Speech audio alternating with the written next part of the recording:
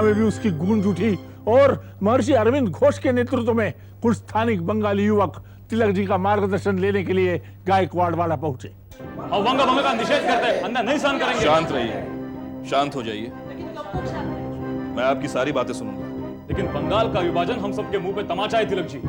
लेकिन इस वक्त मैं आपको यह भी विश्वास दिलाना चाहता हूं कि बंगाल वासी अपने संघर्ष में अकेले नहीं है, सारा देश उनके साथ है। तो फिर हम चाहते हैं कि जिस विरोध सभा का हमने आयोजन किया है उसका नेतृत्व आप करें। यह मेरे लिए सम्मान की बात होगी। मैं खुद पूना में बंग भंग के विरोध में एक सभा का आयोजन करूंगा।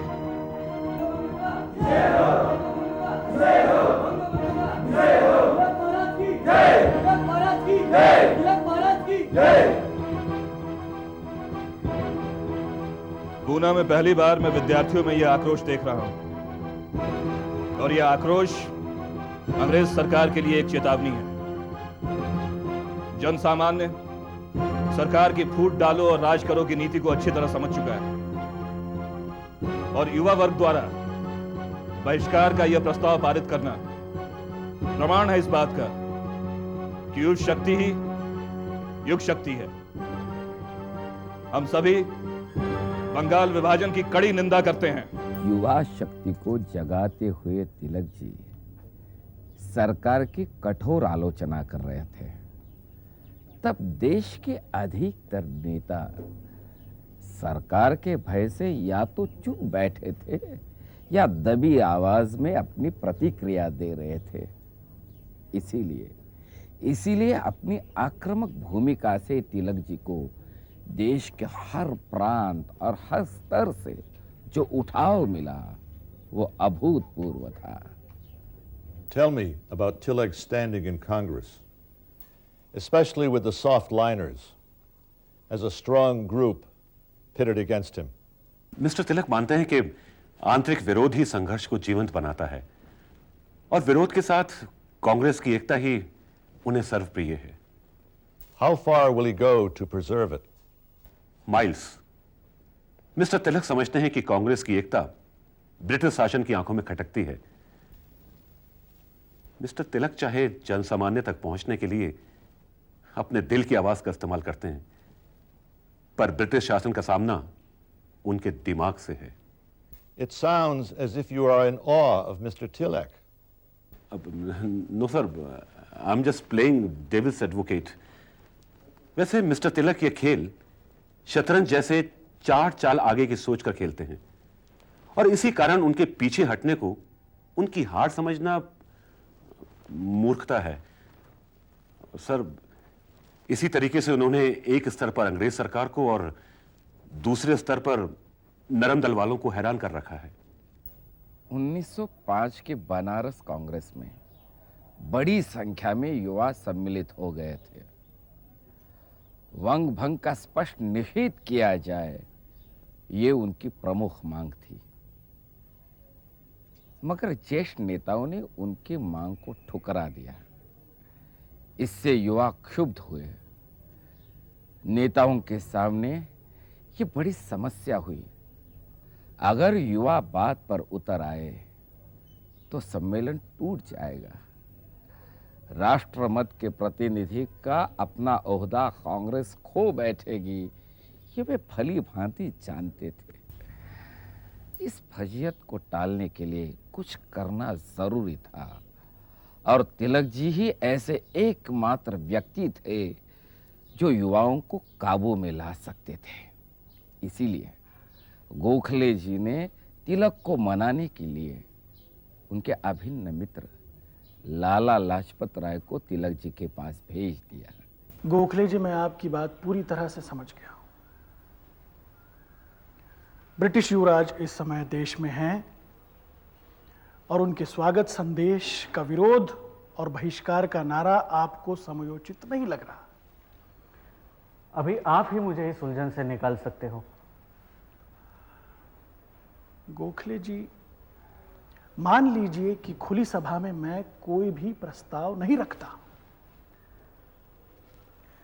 तिलक जी तो कोई ना कोई प्रस्ताव जरूर रखेंगे। नहीं, तिलक जी सिर्फ आपकी ही बात मानेंगे। वो मेरी बात मानेंगे जरूर, लेकिन उन गर्म मिजाज बंगाली युवकों का क्या? उन्हें भी आपको और तिलक जी को ही समझाना पड़ेगा।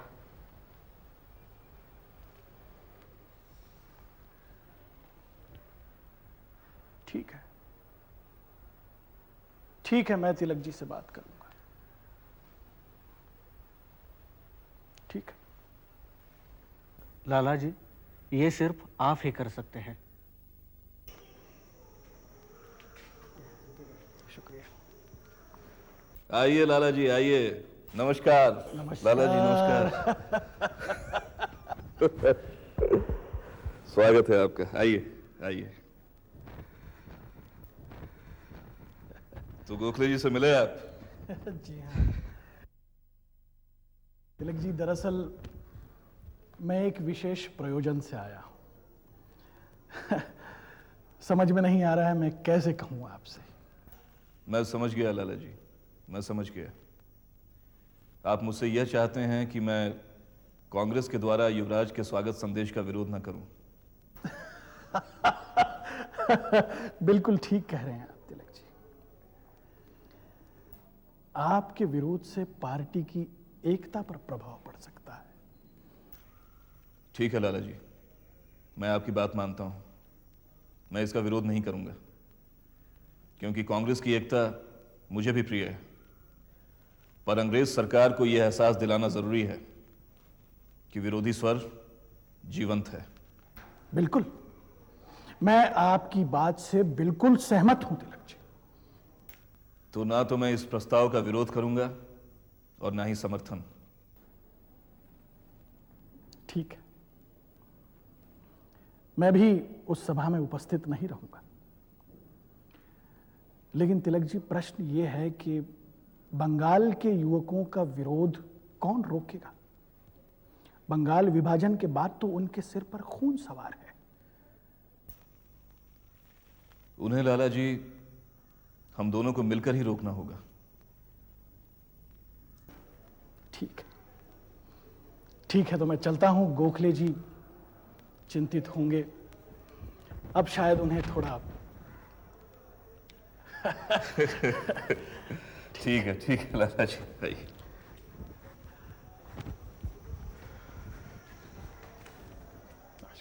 बनारस में वो सिर्फ युवराज के स्वागत संदेश का विरोध करना चाहते थे और अंत में वो प्रस्ताव सर्वसम्मति से पारित नहीं हुआ। और साथ ही मिस्टर तिलक और लाला लाजपत राय करीबी मित्र बन गए। Why is it, in spite of so much popular support, that he has never been elected Congress president? It doesn't bother him. वो कभी पद और पदवियों के पीछे नहीं भागते। फिर भी उनके विरोधी उनका नाम सुनकर कुछ विचलित जरूर हो जाते हैं। कलकत्ता कांग्रेस में भी वही हुआ। बनारस में जैसे लाला लाजपत राय और मिस्टर तिलक करीबी दोस्त हो गए थे, कलकत्ता में विपिन चंद्रपाल भी उनके साथ हो गए। इसलिए उन तीनों को लाल, बाल और पाल के नाम से पुकारा जाता है। वंग भंग के बाद तिलक जी की व्यापक लोकप्रियता देखते हुए अगली कांग्रेस का अध्यक्ष पद उन्हें ही मिलना स्वाभाविक था। लेकिन बिपिन चंद्र पाल ने उसकी घोषणा करते ही नरमपंथियों के गुट में खलबली मच गई। सुना आपने मेहता जी? बिपिन चंद्र पाल कांग्रेस अध्यक्ष पद के लिए तिलक के नाम का प्रस्ताव करने वाले हैं। Gokhale, he'll ruin all your efforts to reform the political system. हमें कुछ करना ही पड़ेगा। क्या कर सकते हैं? कांग्रेस अधिवेशन तो है बंगाल में, और तिलक जी ने बंगाल के विभाजन के विरुद्ध आंदोलन का हर तरह से समर्थन किया है। इसी कारण बिपिन चंद्र और बंगाल युवक उनके साथ हैं।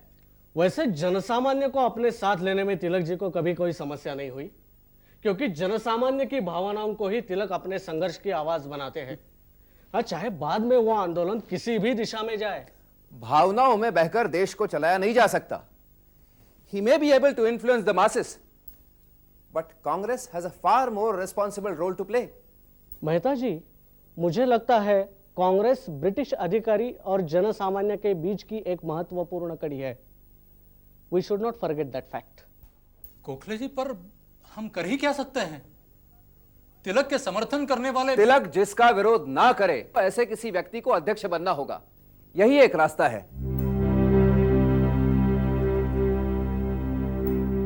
अगर दादा भाई नवरोजी हां कहे तो फिर यह ब्रह्मास्त्र साबित होगा। फिरोज शाह मेहता तिलक जी की लोकप्रियता को बेदखल करना चाहते थे, लेकिन अमरावती के दादा साहेब खापर्डे और नागपुर के डॉक्टर मुंजे के रूप में मध्य और पूर्व भारत का ठोस समर्थन तिलक जी को था, और इन दो सेनापतियों के दम पर तिलक जी के लिए कुछ भी असंभव नहीं था। तिलक जी अध्यक्ष पद से आपको दूर रखने की ये उनकी एक चाल है। अगर दादा भाई अध्यक्ष पद स्वीकार कर रहे हैं तो इसमें विवाद का प्रश्न ही कहां उठता है। तिलक जी, लेकिन दादा भाई ने आपको कांग्रेस की आलोचना करने से भी मना किया है। आप लोग इस बात पर गौर से क्यों नहीं सोचते कि दादा भाई ऐसा क्यों कह रहे हैं? दादा भाई अंग्रेजों के विरुद्ध हमारी एक राय चाहते हैं, और एकता के महत्व को मैंने कभी नहीं नकारा। दादा भाई वरिष्ठ नेता है, सिर्फ इसी कारण उनका विरोध नहीं करना, यह तो संघर्ष के साथ बड़ा अन्याय होगा। तिलक जी, यह प्रश्न वरिष्ठता का नहीं, प्रश्न है विचारधारा का। और दादा भाई दादा भाई भी उसी सतह पर हैं जिस सतह पर खड़े होकर हम गर्म दल वाले कहलाते हैं। तो क्या यह उनका ब्रह्मास्त्र बूमरैंग में बदल जाएगा? हमें कुछ भी करने की आवश्यकता नहीं। दादा भाई का व्यक्तित्व ऊपर से 100 में जरूर है, पर जब स्वतंत्रता का प्रश्न उठेगा तब शायद वो मुझसे भी ज्यादा तीखे नजर आएंगे। तिलक जी का ये अंदाजा कुछ ही महीनों बाद कलकत्ता कांग्रेस में सच साबित हुआ। कलकत्ता कांग्रेस दो बातों से ऐतिहासिक है। एक तो ये कि जिन्हें पूरा हिंदुस्तान श्रद्धा से पितामह कहता था, वे दादा भाई नौरोजी उसके अध्यक्ष थे।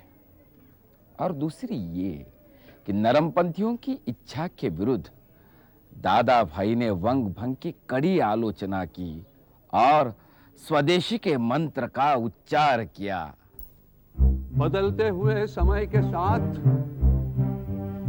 हमें अपने संघर्ष का स्वरूप भी बदलना होगा। टोटल इंडिपेंडेंस, संपूर्ण स्वराज जब तक नहीं मिलता तब तक हमारी लड़ाई चलती रहेगी। हमारे संघर्ष को और गतिशील करने के लिए हमें अविलंब दो चीजें करनी पड़ेगी। एक तो राष्ट्रीय शिक्षा का पूरे देश में प्रसार, और दूसरा विदेशी वस्तुओं का संपूर्ण बहिष्कार।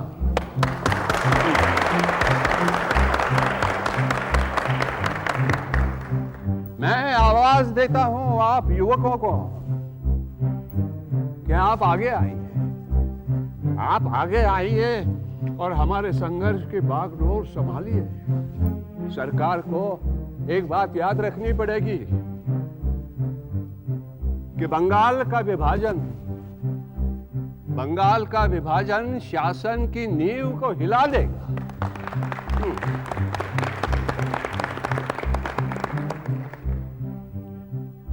क्योंकि मन और देश तोड़कर राज नहीं चलाया जा सकता, नहीं चलाया जा सकता। You can't break up the minds and a nation into pieces if you want to rule the nation. दादा भाई के भाषण ने पूरे देश को प्रभावित किया, लेकिन सबसे अधिक संतोष किसी को पहुंचा होगा तो वे थे स्वयं तिलक जी। नमस्कार दादा भाई। Oh, Mr. Tilak, please come and please sit down.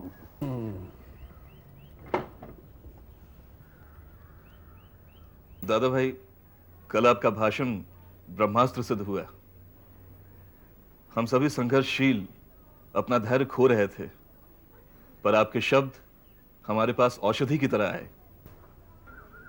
आज हम पूरी तरह से आश्वस्त हैं कि जब तक हमें आपका मार्गदर्शन प्राप्त है, हमारा संघर्ष सही दिशा में ही गतिशील रहेगा।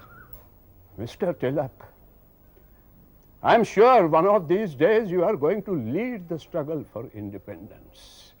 आज नहीं तो कल हमारे संघर्ष का पूरा नेतृत्व आपके हाथों में आएगा। लेकिन एक बात का ख्याल रखना, किसी भी हालत में कांग्रेस में छोटी सी भी फूट नहीं पड़नी चाहिए। Unity is going to be our real strength.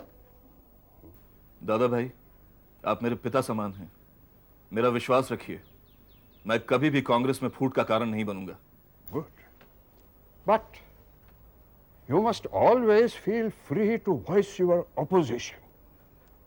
अगर आपको कोई भी बात उचित ना लगे तो उसका पूरा विरोध करना चाहिए। हमें कांग्रेस का दायरा विस्तृत करना है। Congress should not merely be a band of intellectuals. Congress कोई सिर्फ बुद्धिजीवियों का मेला नहीं बननी चाहिए, उसमें आम जनता को शामिल करना जरूरी है। और इस विषय में आप जो काम कर रहे हैं, मैं उससे बहुत प्रभावित हूं, बहुत प्रभावित हूं। I am proud of you, really. धन्यवाद दादा भाई। मुझे आज्ञा दीजिए। नमस्कार। मिस्टर तिलक मानते हैं कि देश को गुलामी से मुक्त कराने के लिए देशवासियों को गुलामी की मानसिकता से मुक्त कराना होगा, और इसी कारण वीरनवाली के साथ हुए अन्याय को उन्होंने देश के स्वाभिमान और इज्जत का प्रश्न बना लिया है।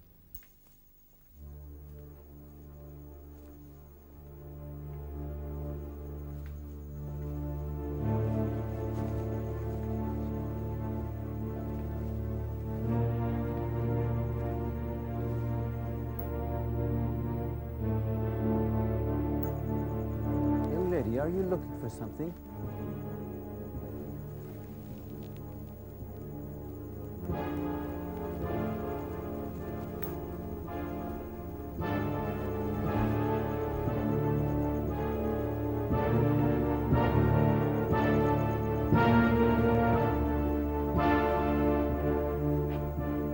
What are you doing here?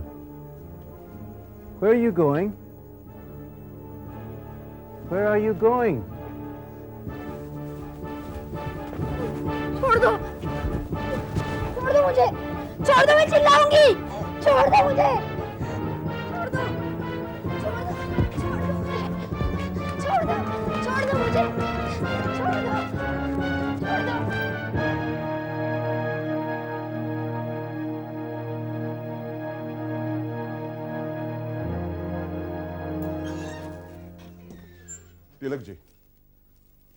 Tilak ji, Punjab से समाचार आया है, वीरावाली ने हताश होकर आत्महत्या कर ली। जूरी और न्यायाधीश दोनों ने उस अंग्रेज अफसर को बरी कर दिया।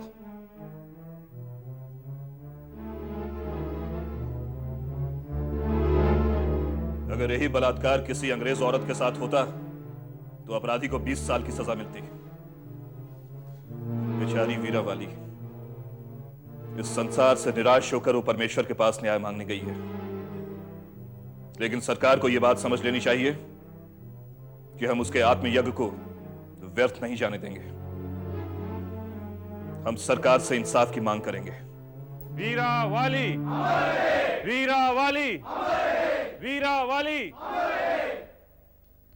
हमारी बहन वीरावाली के साथ हुए जघन्य अपराध और उसकी आत्महत्या ने पंजाब के हर घर, हर परिवार को दुखी और अपमानित किया है।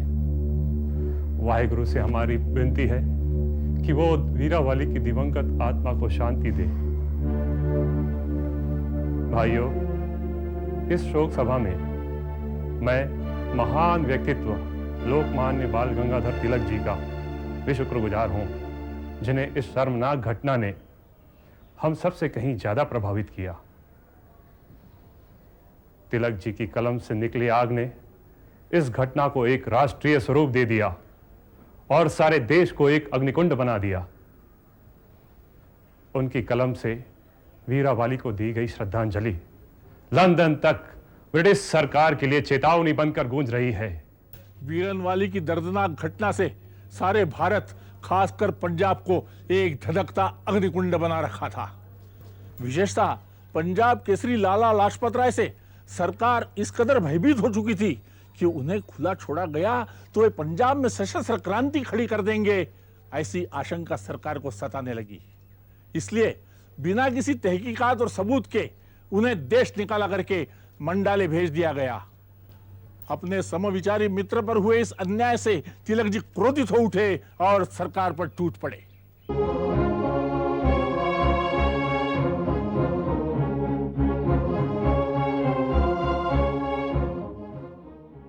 लाला जी की सजा से सारे देशवासी आहत हो उठे।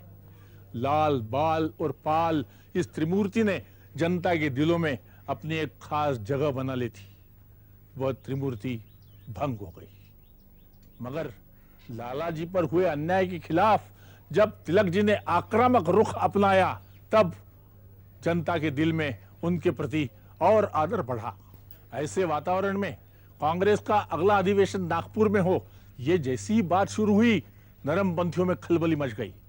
नागपुर में तिलक जी के कट्टर समर्थक डॉक्टर मुंजे और खापरडे का प्राबल्य था। अगर नागपुर में कांग्रेस का अधिवेशन होता है तो नरमपंथियों के हाथ से कांग्रेस का निकल जाना तय बात थी। इसीलिए कांग्रेस को किसी भी तरह नागपुर से बाहर ले जाने के दांवपेच नरमपंथियों ने शुरू कर दिए। गोखले जी, कोलकाता में दादा भाई के प्रस्तावों का विरोध हम नहीं कर पाए, साथ साथ बहिष्कार और स्वराज के संबंधों का कड़ा रुख हम नहीं अपना सकते। नहीं सुरेंद्रनाथ जी, मुझे लगता है अगर हम सरकार का प्रत्यक्ष विरोध करेंगे तो फिर उनका दमन चक्र बढ़ जाएगा और फिर हमारा जो प्रयास है वो। हाँ गोखले जी, इसीलिए कांग्रेस का अधिवेशन नागपुर में हुआ तो क्या हम निर्णायक भूमिका ले पाएंगे? मुंजे जैसे तिलकवादी लोग भी हमें अपना विचार व्यक्त करने नहीं देंगे। तो फिर नागपुर में तिलक जी को कांग्रेस का अध्यक्ष बनने में कोई परेशानी नहीं होगी। इसलिए इस साल का अधिवेशन नागपुर में नहीं होगा। तो फिर कहाँ होगा? सूरत। मेहता जी, लेकिन मुझे लगता है इस वक्त तिलक जी के पक्ष में ही लहर चल रही है। But what about the working committee? मुझे मालूम है कि कमेटी में हमारा बहुमत नहीं होने की वजह से अध्यक्ष उनकी मर्जी से चुना जाएगा, पर लोकतंत्र में विरोध एक अभिन्न अंग है और हमारी पार्टी में उसका अभाव है। पर बहुमत नहीं होने का अर्थ यह नहीं कि हम अपना मत ही प्रकट न करें। पर हम बहुमत भी तो जुटा सकते हैं। हम भी अपने समर्थन के लिए सदस्य इकट्ठे कर सकते हैं। हाँ, सदस्यता के लिए जो पैसे चाहिए वो जमा करना कुछ मुश्किल काम तो नहीं। नहीं, जोड़ तोड़ करके बहुमत जुटाने का कोई अर्थ नहीं। पर बहुमत ना होने से हम अपनी नीतियों को कैसे लागू करेंगे? इससे अच्छा यह नहीं कि हम एक स्वतंत्र दल की स्थापना करें। हर बार मतभेद होने पर नई पार्टी बनाने का कोई औचित्य नहीं। चाहे 4-5 वर्ष क्यों न लगे, मैं इसी पार्टी में रहकर अपना बहुमत तैयार करूंगा और तब तक समझौता। I am after all a compromise वाला। हमारी लड़ाई विदेशी सरकार से है, नरम दल वालों से नहीं। नागपुर में होने वाली कांग्रेस को अपने गढ़ में सूरत में ले जाने में फिरोज शाह सफल रहे। इससे तिलक जी क्षुब्ध हुए। सारे सवालों का हमेशा के लिए फैसला करने की उन्होंने ठान ली। अब उन्हें रोकना किसी के बस की बात नहीं थी। मैं श्री रासबिहारी घोष के अध्यक्ष चुने जाने का अनुमोदन करता हूं। अब मैं श्री रासबिहारी घोष को निवेदन करता हूं कि वो हमें संबोधित करें। मैं रासबिहारी घोष। I object. अभी तक आपका अध्यक्ष के रूप में चुनाव नहीं हुआ है और जब तक मेरी उपसूचना नहीं पढ़ी जाती आप अध्यक्ष की हैसियत से भाषण नहीं दे सकते। मेहता जी, मैं इस मंच से नहीं हटूंगा।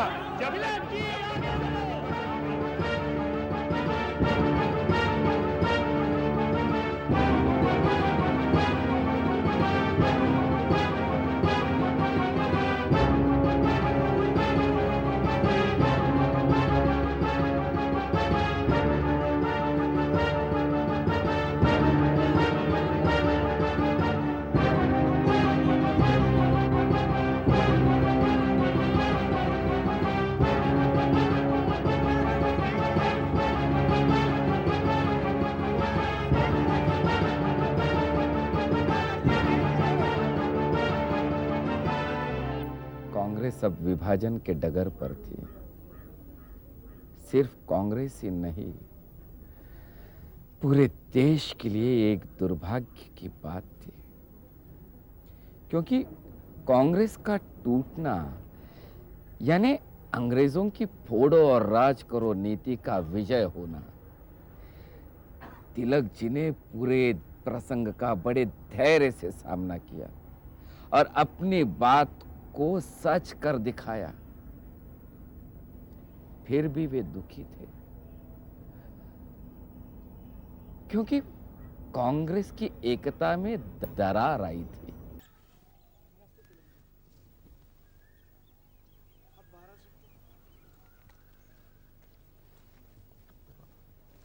आज जो भी हुआ वो हमारे संघर्ष के लिए कुछ अच्छा नहीं हुआ, पर नरम दल वालों के लिए इससे अच्छी बात क्या हो सकती थी। अब उनके और अंग्रेज सरकार के बीच संबंध अच्छे बनने के लिए कोई बाधा नहीं रही। क्या हुआ? तिलक जी, मोती बाबू का संदेश है। वो कहते हैं कि कांग्रेस को टूटने से अब सिर्फ आप ही बचा सकते हैं।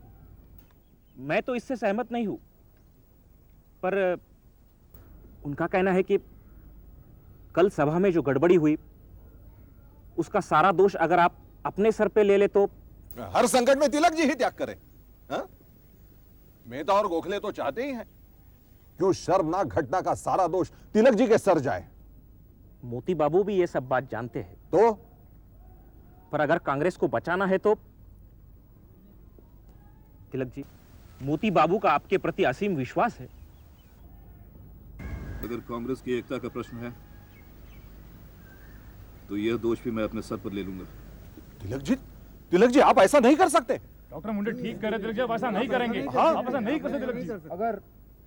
अगर आप ऐसा करेंगे तो वो संघर्ष के प्रति अन्याय होगा। हमारा यह संघर्ष समुद्र मंथन के समान है और शायद मेरी भूमिका विष पीने की है। तो ठीक है, मैं यह विष पीऊंगा। कल की शर्मनाक घटना की सारी जिम्मेदारी मैं अपने सर पर लेने को तैयार हूं, पर हमारी पार्टी किसी भी हालत में टूटनी नहीं चाहिए। तमाम कोशिशों के बावजूद तिलक जी कांग्रेस में एकजुट नहीं रख पाए। मिस्टर तिलक के प्रयास नमदल नेताओं को पिघला नहीं सके और सूरत में कांग्रेस का विभाजन हो गया। Well, it is good for us that the Congress has split. It makes the atmosphere much more suitable to charge him. But you have to move fast, sir. क्योंकि मुझे ऐसा लगता है कि मिस्टर तिलक कांग्रेस को वापस एक करने के लिए कोई भी कसर नहीं छोड़ेंगे। I am sure that Tilak doesn't know what's going on here. He is supplying us with more evidence by writing indiscriminately about the British rule in India. Congress हमारा एकमात्र राष्ट्रीय पक्ष था। उसके विभाजन से देश की स्वतंत्रता आंदोलन ठप पड़ सकता था। उस परीक्षा की घड़ी में तिलक जी ने बड़े धैर्य से काम लिया, अपने नए पक्ष की स्थापना की, अन्य राज्यों के नेताओं के साथ मेलजोल बढ़ाया और नए नए कार्यक्रमों के साथ आंदोलन गतिमान रखा।